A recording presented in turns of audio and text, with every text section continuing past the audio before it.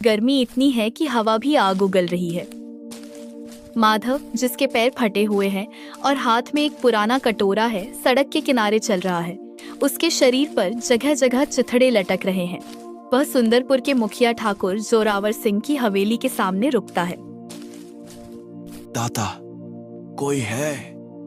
2 दिन से अन्न का एक दाना भी कंठ से नीचे नहीं उतरा। प्यास से गला सूख गया है। हे पुण्य आत्माओं, इस वृद्ध पर थोड़ी दया करो। अरे ओ बुढ़े, यहाँ क्या शोर मचा रखा है? देख नहीं रहा ठाकुर साहब विश्राम कर रहे हैं? चल आगे बढ़, यहाँ तुझे कुछ नहीं मिलने वाला। रोज रोज तुम जैसे दर्जनों आ जाते हैं। बेटा, मैं कोई आलसी नहीं हूँ। शरीर ने साथ छोड़ दिया है, वरना मेहनत करके खा लेता। बस एक रोटी दे दो, मैं चुपचाप चला जाऊंगा। तुझे सुनाई नहीं देता? यहां से जा, वरना डंडा उठाना पड़ेगा। जा, दूसरे गांव जा। माधव लड़खड़ाता हुआ पीछे हटता है। वह पूरे सुंदरपुर गांव में घर घर जाता है। कहीं से उसे कल आना सुनाई देता है तो कहीं से माफ करो की आवाज आती है। गांव के कुएं पर बैठी औरतें उसे देखकर अपनी बाल्टियां समेट लेती हैं, जैसे उसके छूने से पानी अपवित्र हो जाएगा। हे विधाता, इंसान इतना पत्थर दिल कैसे हो सकता है? क्या इस पूरी बस्ती में एक भी कोमल हृदय नहीं है? प्यास और भूख से मेरी नसें खींच रही हैं। शायद इस गांव की मिट्टी में दया नहीं बची। मुझे किसी और गांव की ओर प्रस्थान करना चाहिए। सुना है मंदिर बहुत पवित्र जगह है और वहां के लोग ईश्वर से डरने वाले हैं। दोपहर ढलकर शाम होने को है। माधव घिसटते हुए धर्मगढ़ की सीमा पर पहुंचता है। उसकी आंखों के सामने अंधेरा छा रहा है। वह बार बार गिरता है और फिर उठता है। बस थोड़ी दूर और। यदि आज भोजन न मिला तो ये रात मेरी आखिरी रात होगी।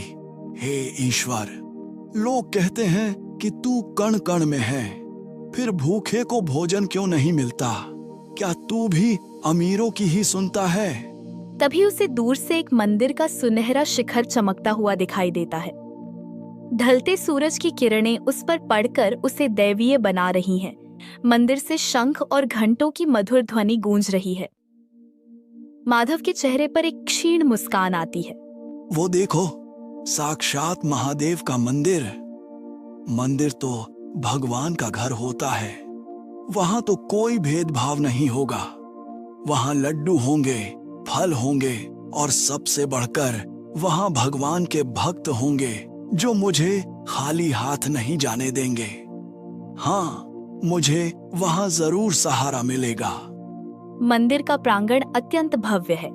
चारों ओर संगमरमर लगा है। बीच में पंडित चंद्रमणि रेशमी धोती और अंग वस्त्र पहने ऊंचे आसन पर विराजमान है। उनके सामने थालों में मेवे, फल और केसरिया लड्डुओं का ढेर लगा है। भक्तगण आकर कीमती उपहार चढ़ा रहे हैं। माधव कांपते हुए कदमों से सीढ़ियां चढ़कर भीतर आता है। वाह, कैसी सुगंध है! पंडित जी, महाराज को कोटि कोटि नमन। छी, ये कैसी दुर्गंध है? अरे, इस भिखारी को अंदर किसने आने दिया? पहरेदारों, कहां सो रहे हो तुम सब? पंडित जी, पहरेदार बाहर किसी अमीर की गाड़ी पार्क करवा रहे थे। मैं चुपचाप आ गया। महाराज, मैं बहुत भूखा हूँ। देखिए ना, मंदिर में इतने सारे लड्डू रखे हैं। क्या इनमें से एक भी मुझे मिल सकता है? मुझे बहुत जोर से भूख लग रही है। 2 दिन से पेट खाली है। अरे मूर्ख, तुझे पता भी है ये किसके लिए है? ये 125 किलो लड्डुओं का भोग शहर के बड़े सेठ जी ने लगवाया है। ये महाप्रसाद है। यह तेरे जैसे गंदे और दरिद्र लोगों के लिए नहीं है। ये उन लोगों के लिए है जो मंदिर में स्वर्ण दान करते हैं। लेकिन पंडित जी, भगवान तो सबका है। क्या भगवान ने ये कहा है कि भूखा इंसान उनके द्वार से खाली हाथ जाए? यह तो भगवान का घर है। यहाँ तो कोई भी आ सकता है। आपने तो मुझे अछूत बना दिया। जुबान लड़ाता है, नीच कहीं का। भाग यहां से, वरना अनर्थ हो जाएगा। तूने अपनी मौजूदगी से इस पवित्र स्थान को भ्रष्ट कर दिया है। इसे बाहर निकालो और सीढ़ियों पर गंगा जल छिड़को। 2 हट्टे कट्टे सेवक आते हैं और माधव को उसकी गर्दन से पकड़कर घसीटते हुए बाहर ले जाते हैं। वे उसे सीढ़ियों से नीचे धक्का दे देते हैं। माधव का मिट्टी का कटोरा टूटकर चकनाचूर हो जाता है। रात हो चुकी है। माधव अपमान और भूख की आग में जलता हुआ जंगल की ओर निकल जाता है। वह एक घने वृक्ष के नीचे बैठ जाता है। सियार और उल्लुओं की आवाजें गूंज रही हैं। वह दहाड़ मारकर रोने लगता है। हे परमात्मा, आज सिद्ध हो गया कि तू कहीं नहीं है। अगर तू होता तो तेरे ही घर में तेरे ही नाम पर मुझे दुत्कारा नहीं जाता। मैंने सारी उम्र तेरा नाम जपा। क्या यही मेरा नसीब था? क्या तेरे नाम में इतनी भी शक्ति नहीं कि एक दीन को एक रोटी दिला सके? आज मुझे पता लग गया कि मंदिरों में पत्थर तो हैं, पर भगवान नहीं। अगर भगवान होता तो वह उन लड्डुओं को मिट्टी बना देता जो भूखे को नहीं मिल सके। अब मैं कहां जाऊं? किससे मांगूं? अब इस संसार में कहीं कोई ईश्वर नहीं रहा। सब पाखंड है, सब दिखावा है। माधव सिसकियां लेते हुए जमीन पर लेट जाता है। उसकी सांसें उखड़ रही हैं। तभी अचानक पूरे वन में एक ऐसी चमक फैलती है जैसे सैकड़ों चंद्रमा एक साथ उदय हो गए हों। हवाओं में कस्तूरी की सुगंध घुल जाती है। माधव अपनी आंखें खोलता है और देखता है कि सामने एक अत्यंत तेजोमय महापुरुष खड़े हैं। वे और कोई नहीं, स्वयं कबीर साहिब जी हैं। कबीर साहिब की आभा इतनी शांत है कि माधव का सारा क्रोध पल भर में शांत हो जाता है। कबीर साहिब उसके समीप बैठते हैं और उसके सिर पर अपना करुण हाथ रखते हैं। ऐ आत्मा, तूने अभी केवल शरीर की भूख देखी है, पर तू उस भूख को भूल गया है जो तुझे करोड़ों जन्मों से जन्म मृत्यु के चक्र में भटका रही है। आप कौन हैं? क्या आप मुझे भोजन देंगे या आप भी मुझे यहाँ से भगा देंगे? मैं तुझे वह भोजन देने आया हूं जिसे खाने के बाद फिर कभी भूख नहीं लगेगी।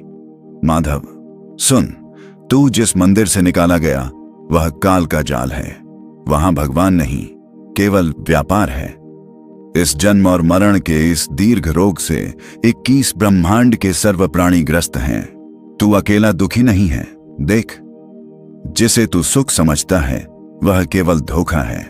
चाहे वे पुण्य आत्माएं जिन्हें ब्रह्मा जी की पोस्ट प्राप्त है, भले ही वे विष्णु जी के पद को प्राप्त हैं, चाहे वे शंकर के पद को प्राप्त हैं और कोई पृथ्वीपति है, चाहे इंद्र स्वर्ग का राजा बना है, इन सबको जन्म और मरण का रोग लगा हुआ है। कोई स्थिर नहीं है। परमात्मा ने अपनी अमर वाणी में कहा है, जन्म मरण का रोग लगा या तृष्णा बढ़ रही खांसी। माधव, यह जन्म मृत्यु का रोग हमारे पीछे लगा हुआ है। असंख्य जन्म हो गए। हमने जन्मते और मरते हुए कितने शरीर बदले इसका कोई हिसाब नहीं।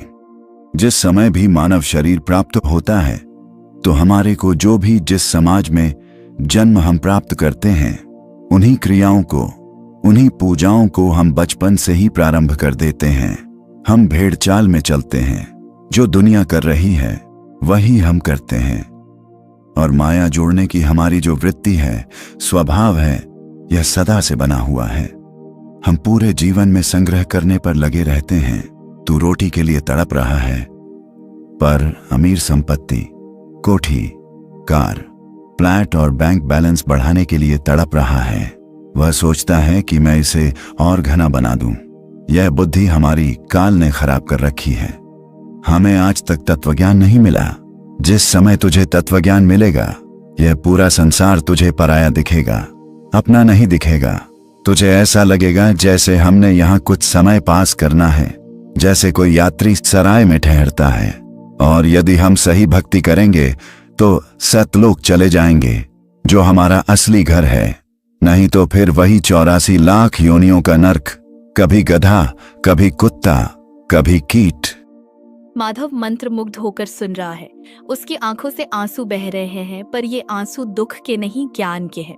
परमात्मा बताते हैं कि उस तत्व ज्ञान से जिन महापुरुषों को परमेश्वर ने परिचित करवाया,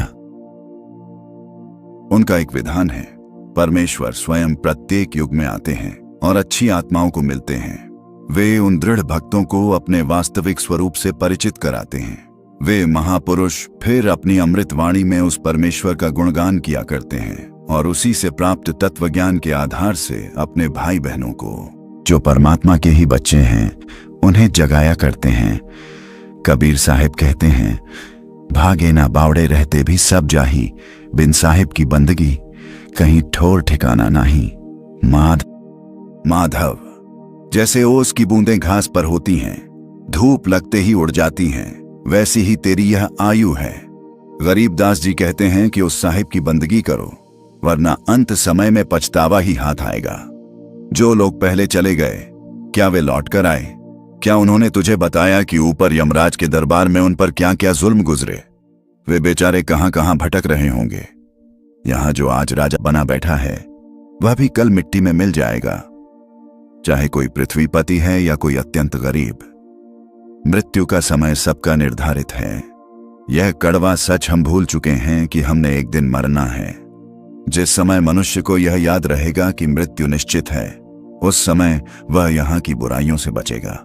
वह किसी भूखे को मंदिर से नहीं भगाएगा, तब उसे केवल लासा का अगला स्थान दिखाई देगा। और यह पक्का गारंटेड है कि यहां तो न कोई रहा है न कोई रहेगा। कोई 10 वर्ष पहले चला जाएगा, कोई 10 वर्ष बाद। सबको यहां से प्रस्थान करना पड़ेगा। और आश्चर्य देखो, ऐसे नश्वर लोक में हम कोठी बंगले बनाकर यहां अमर होना चाहते हैं। हमारे जैसा मूर्ख इस पृथ्वी पर कोई नहीं। जब तक ज्ञान नहीं था, हम यह अज्ञान का बोझ ढो ही रहे थे। लेकिन अब तुझे सत्य का पता लग गया है, तो इन व्यर्थ की क्रियाओं से पीछे हटो। परमात्मा के वास्तविक ज्ञान को अपना आधार बनाओ। साहेब, मेरा सारा अहंकार और मेरा सारा संताप मिट गया। लेकिन दुनिया में तो सब कहते हैं कि वे सुखी हैं। फिर आप ऐसा क्यों कह रहे हैं? माधव, आज कोई भी इस पृथ्वी पर सुखी नहीं है। आज नहीं, कभी भी इस 21 ब्रह्मांड में कोई प्राणी सुखी नहीं देखा गया। सुखी वह है जिसने नाम की ओट ली है। पुण्य आत्माओं को परमात्मा ने आकर यही चेताया है कि यह लोक तेरा नहीं है। यहां सबने जाना है।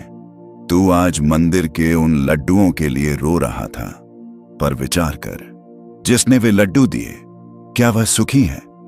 नहीं, उसे अपनी संपत्ति खोने का डर है, उसे अपनी मृत्यु का भय है। आज हम स्वयं को पृथ्वीपति मानते हैं। मैं तुझे एक उदाहरण देता हूं। एक बार एक शक्तिशाली मुख्यमंत्री अपने हेलीकॉप्टर से आकाश में जा रहा था। नीचे हजारों की संख्या में लोग फूल मालाएं लिए खड़े थे, उसका जय जयकार करने के लिए। लेकिन पलक झपकते ही दुर्घटना हुई और सब कुछ राख हो गया। उसका पुण्य समाप्त हुआ। और जिस दिन पुण्य और सांसें खत्म होती हैं, काल एक सेकंड भी नहीं लगाता।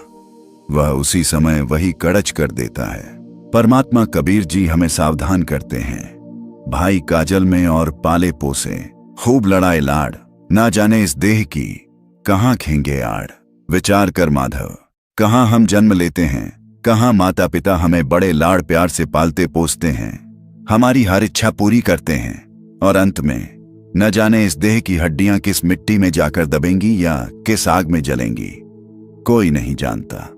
साथ ही हमारे चले गए हम भी चालान हार, कोई कागज में बाकी रह गई तासे लगी है बार। वे हमें यही समझाना चाहते हैं कि हम भी चालनहार हैं, हम भी मुसाफिर हैं।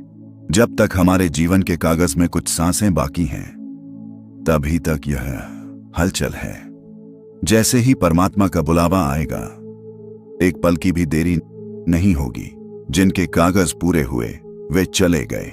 अब तेरी बारी है या मेरी या उस पंडित की, समय सबका आएगा। इसलिए इस थोथी दुनिया की भूख छोड़ और उस पूर्ण ब्रह्म की शरण में आ, जहां न भूख है, न प्यास, न जन्म है और न मृत्यु। कबीर साहिब के वचनों की वर्षा से माधव का अंतर्मन धुल जाता है। उसे अब अपने फटे कपड़ों की शर्म नहीं है और न ही पेट की भूख की तड़प। उसे ऐसा महसूस होता है जैसे उसके भीतर ऊर्जा का महासागर बह रहा हो। धन्य हो प्रभु, आपने मुझे उस अंधकार से निकाल लिया जहां मैं केवल रोटी के लिए रो रहा था। मुझे क्षमा करें कि मैंने ईश्वर के अस्तित्व पर संदेह किया।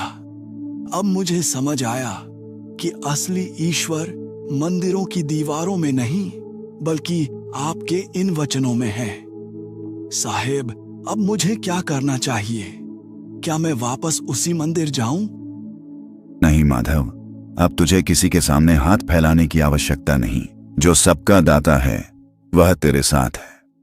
जा और इस तत्व ज्ञान का प्रकाश दूसरों तक पहुंचा। लोगों को बता कि यह संसार एक सराय है, असली घर कहीं और है। भक्ति कर और दूसरों को भी सत्य मार्ग दिखा। एक तीव्र प्रकाश होता है और कबीर साहेब अंतर्ध्यान हो जाते हैं। केवल उनकी आवाज हवा में गूंजती रहती है।